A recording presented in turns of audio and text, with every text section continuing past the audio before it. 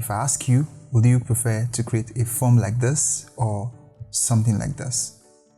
This video is just to show you how to create a responsive, simple form so that when you check it on almost all the viewports, all the screen sizes, you're going to see something very friendly. Okay, so but before we dive into it, let's just check the list of what we have to do. So in my GitHub repo, we have list of to do, but in this very video we're just going to cover the HTML aspect. In the subsequent video we're going to check the JS functionality. Now in the CSS and HTML, we're just going to create the tags, the necessary tags for us to achieve that, and we're going to style it. In the subsequent video, you're going to be seeing how to add random color generator and also printing the color name to the user. What are you waiting for? So let's dive into it.